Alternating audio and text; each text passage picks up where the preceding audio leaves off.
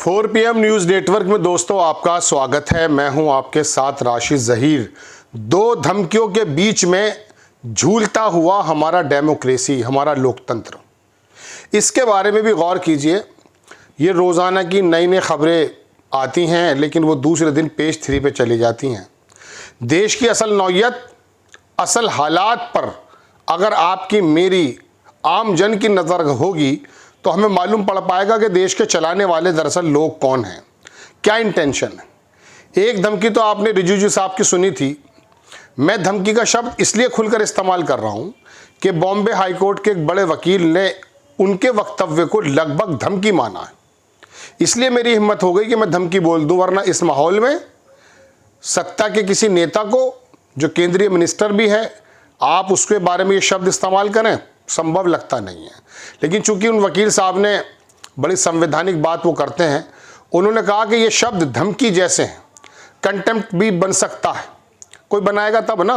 अब रिजिजू साहब ने कहा था, आपको मालूम है, मतलब सुप्रीम कोर्ट की जुडिशरी को दरअसल बिल्कुल कहते हुए ये सुने गए कि आप हमारे मामले में हस्तक्षेप ना करें। अगर हम आपके मामले में हस्तक्षेप करने लगेंगे तो क्या होगा।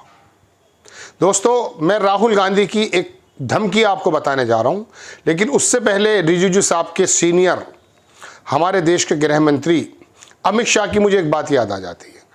बहुत पहले उन्होंने कहा कि सुप्रीम कोर्ट या कोर्ट के बारे में कि उन्हें अपना फैसला देते हुए देश के हालातों पर नज़र रखनी चाहिए। ये शब्द मेरे हैं, मैं सिर्फ उनका कोड कर रहा हूं कि एक्चुअली उनके इंटेंशन क्या थी। दरअसल कोर्ट्स अगर कोई फैसला करती हैं तो देश के माहौल को सामने रखकर करें कि ये इम्प्लीमेंट करना हमारे लिए आसान है या नहीं। यानी कि देश के अंदर जो लॉ एंड ऑर्डर की स्थिति है, जो गृह मंत्रालय या मुख्यमंत्री या केंद्र की सरकार या सत्ता के प्रदेश की सरकारों पर होती हैं, उसके बारे में उनका कहना यह था कि ज़रा सा हमें इम्प्लीमेंट करने में दिक्कत ना हो, इस बारे में ध्यान रखें। अब तो ये साजगार स्थिति तो कभी नहीं आएगी फिर। यानी कि कोर्ट्स भी अगर यही बात को देखने लगेंगी कि साहब आप एबल हैं इम्प्लीमेंट करने के लिए या नहीं, तो उनके तो फैसले फिर नहीं आ पाएंगे। देखिए, लॉ एंड ऑर्डर की या मेंटेन करने की स्थिति व्यवस्था को आपकी जिम्मेदारी है, और कोर्ट के फैसले तो कोर्ट की प्रक्रिया के मुताबिक होते हैं। तो जब अमित शाह इस बात को इनडायरेक्ट वे में कोर्ट को एक मशवरा दे चुके हैं, जुडिशरी को मशवरा दे चुका है एक मिनिस्टर, तो फिर रिजिजू साहब क्यों नहीं कहेंगे। हालांकि माहौल देश के अंदर जिस प्रकार का था, आपने ये भी देखा कि आस्था के आधार पर भी फैसले हुए हैं। देश के 100 करोड़ हिंदुओं की आस्था के आधार पर फैसला जब हो गया बाबरी मस्जिद में, तो अमित शाह की बात को माना गया कि उनकी बात का शायद कोई असर जुडिशरी में हुआ था, लेकिन आवाज़ उठाने वाले भी बहुत लोग थे। खैर, तो एक धमकी जो वकील साहब कह रहे हैं मुंबई के हाई कोर्ट के, उनके मुताबिक मैंने बताई। दूसरी धमकी गुजरात से आई, मोदी जी के यहाँ से नहीं, राहुल गांधी गुजरात में। वहाँ उन्होंने कहा, जिसका संदर्भ यह है कि अगर हमारी सरकार आ जाएगी तो फिर कहाँ क्या करेंगे आप, आपको छोड़ा नहीं जाएगा। देखिए, सरकार आ जाएगी या नहीं आएगी, संविधान तो वही है ना। राहुल गांधी प्राइम मिनिस्टर हैं या नहीं है, संविधान तो वही है ना। आज के वक्त में भी संविधान के मुताबिक काम होना चाहिए, और भविष्य में अगर कांग्रेस या प्राइम मिनिस्टर बन जाते हैं राहुल गांधी, तब भी संविधान के दायरे में ही काम होना चाहिए। अब उसमें बहुत सारे परिवर्तन हो सकते हैं, बहुत सारे काम, जैसे सपोज कीजिए अभी ईडी ने चार्जशीट दाखिल कर दी है। अब ये कभी तो उसके अंदर सिंकारा भर दिया जाता है, ईडी ऐसा लगता है बड़ा तेज़ी से काम कर रही है। वो अमेरिका की FBI याद आती है मुझे, FB कहते हैं या FBI जो भी बोलते हैं उसे।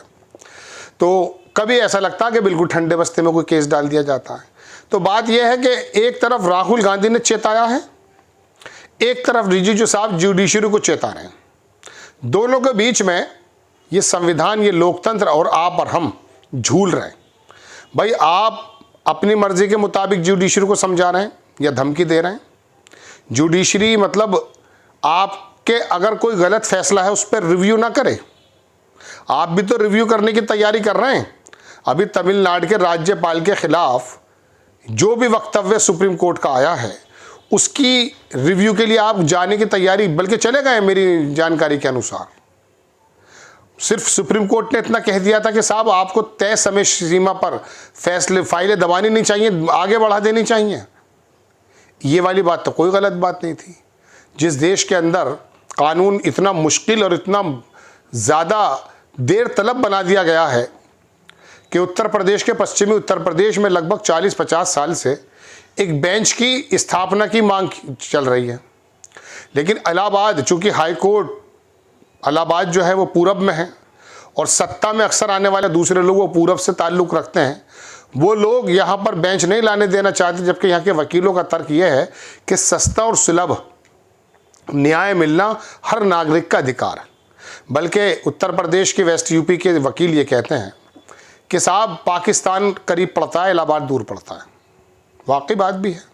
तो दोस्तों बात यह है कि मैं तो आपको सिर्फ ये बताने हाजिर हुआ कि जब एक विपक्ष का सबसे बड़ा नेता अपना समय आने का इंतज़ार कर रहा है और वो सत्ताधारी दलों को ये बताने की कोशिश कर रहा है या अधिकारियों को कि आपका हिसाब होगा, और दूसरी तरफ सत्ता में बैठा हुआ केंद्रीय मिनिस्टर जुडिशरी को लगभग धमकी दे रहा है, तो अब आप देख लीजिए भारत आ कहाँ गया, देश का संविधान कहाँ आ गया।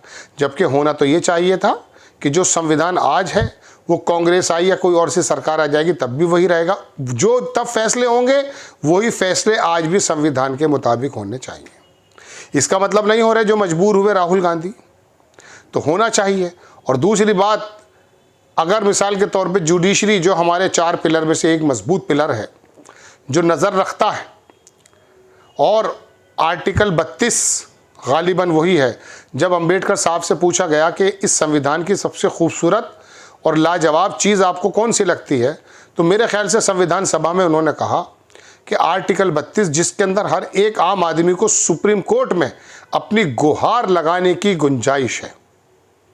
अब अगर मिसाल के तौर पर आपने फैसला कर भी दिया है नंबर के आधार पर लोकसभा से राज्यसभा से, तो इसका मतलब तो ये नहीं है कि नंबर ऑफ गेम में अगर आप जीत गए हैं तो संविधान की कसौटी पे भी आप सही उतरेंगे। यहाँ तो फैसले सुप्रीम कोर्ट और हाई कोर्ट के जजेस को ही करने चाहिए, तो उनको आप समझाने लगे हैं।